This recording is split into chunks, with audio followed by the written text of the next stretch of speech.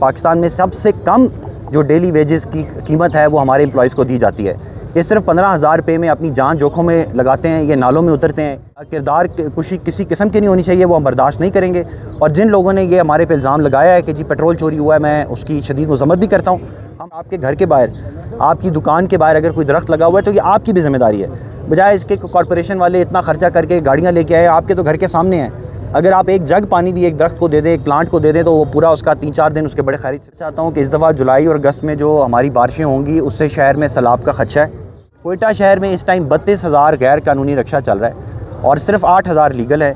इन 32,000 को हम लीगलाइज़ नहीं कर सकते क्योंकि हमारे शहर का लोड इतना नहीं है कि वो इतने रक्षे बर्दाश्त। देखिए, ये एक मिसअंडरस्टैंडिंग हमारे डिपार्टमेंट में बहुत फैल गई कि हम पूरी मेट्रो को प्राइवेटाइज़ कर रहे हैं। कानूनी तौर पे हम कर ही नहीं सकते। हमें मिलता है, कभी तौलिए मिलते हैं, कभी तकिए मिलते हैं, और इतना जुल्म है कि दुकानदार अपना कंप्यूटर का डब्बा भी उतार के ड्रेनेज में फेंक रहे हैं।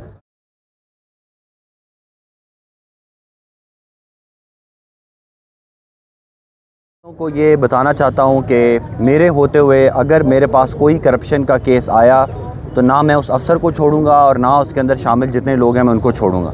चाहे मेरा अपना तबादला हो जाए, चाहे मेरे ख़िलाफ़ कोई भी कैंपेन हो जो करप्शन करेगा, जो चोरी करेगा और जो इस शहर के ख़िलाफ़ काम करेगा, उसको हम किसी सूरत बर्दाश्त नहीं करेंगे।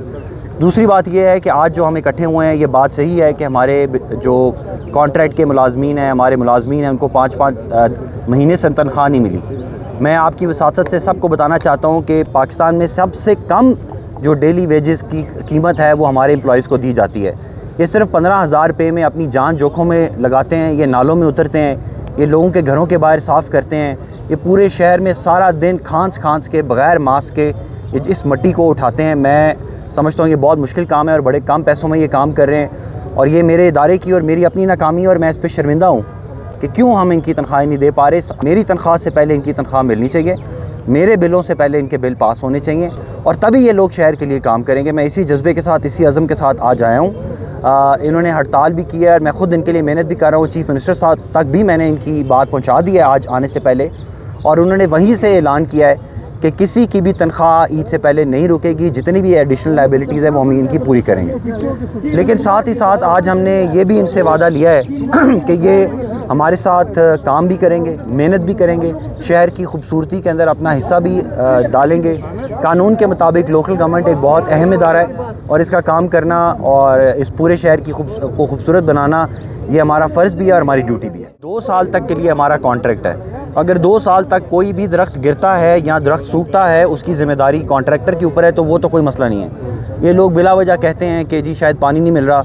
आप यकीन करें कि पानी भी उनको मिल रहा है, और हमारे पास लोग आ रहे हैं, वो कह रहे हैं कि हम भी आपके साथ ये दरख्त लगाना चाहते हैं। और हम एक साहब की मैं आपको बताना चाहता हूँ कि उन्होंने ख़ुद दरख्त ख़रीद के 100 दरख्त ख़रीद के उन्होंने हमारी ग्रीन बेल्ट पे ख़ुद लगाए हैं। तो आवाम भी हमारे साथ कर रही है, ताउन कर रही है। मेरी बाकी भी सब लोगों से गुजारिश है कि देखें, अगर आपके घर के बाहर, आपकी दुकान के बाहर अगर कोई दरख्त लगा हुआ है तो ये आपकी भी ज़िम्मेदारी है, बजाय इसके कॉरपोरेशन वाले इतना ख़र्चा करके गाड़ियाँ लेके आए, आपके तो घर के सामने हैं।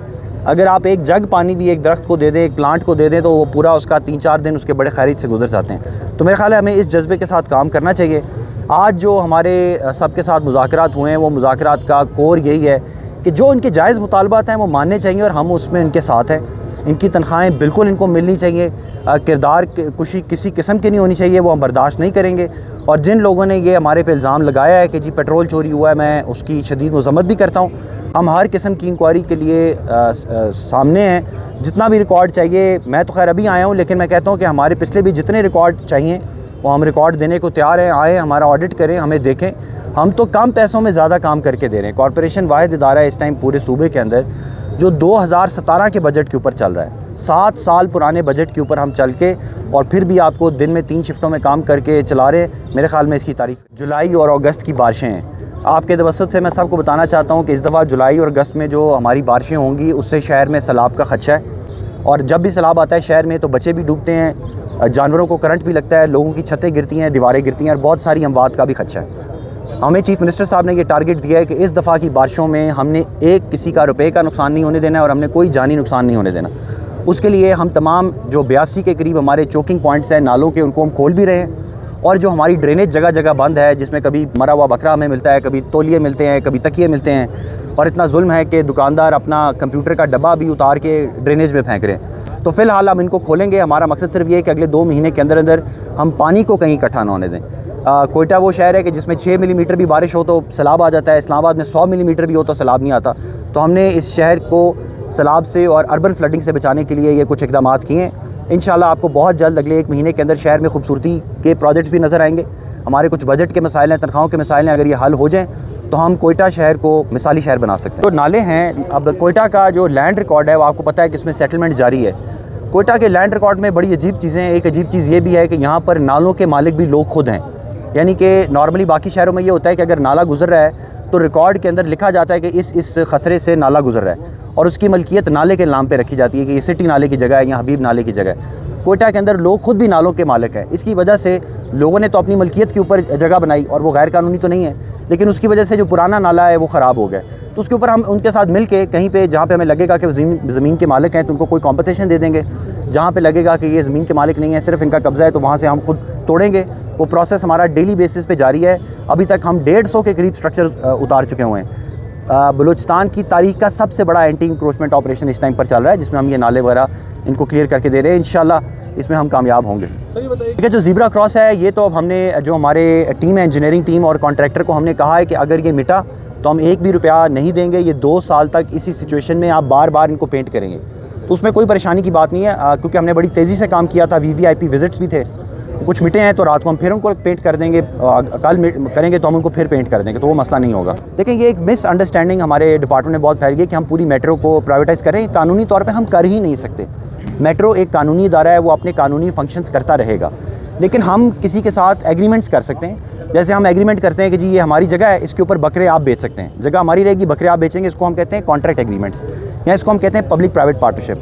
तो इस शहर में कुछ सफाई के काम के लिए कुछ सर्टन एरियाज़ में, पूरे कोयटा में नहीं, सिर्फ सर्टन एरियाज़ में जहाँ पे ख़र्चा बहुत हमारा ज़्यादा आता है क्योंकि हम सरकारी महकमा है, उसके ऊपर हम काम कर रहे हैं। लेकिन हम उसमें जो हमारी यूनियन के अहदेदारान हैं उनके साथ बैठेंगे, उनकी गाइडेंस लेंगे और अपने जितने हमारे भाई हैं, मज़दूर हैं, वर्कर हैं, जो भी उनके इसके ऊपर ऑब्जर्वेशंस हैं या इनकी कोई उसके ऊपर चीज़ें हैं, वो हम उनको कैटर करेंगे। स्टैंडिंग हो गई है कि फेडरल गवर्नमेंट ने एक प्रोजेक्ट अप्रूव किया हुआ है, लेकिन वो फ़िलहाल अभी तक एग्जीक्यूट नहीं हो पा रहा, तो उस पर चीफ़ मिनिस्टर साहब लगे हुए हैं। इसके ऊपर इंशाल्लाह चीफ़ मिनिस्टर साहब अगले महीने आपको खुशखबरी ज़रूर देंगे ग्रीन बसेस के बारे में। फ़िलहाल ऐसा कोयटा शहर में इस टाइम 32,000 गैर कानूनी रक्षा चल रहा है और सिर्फ 8,000 लीगल है।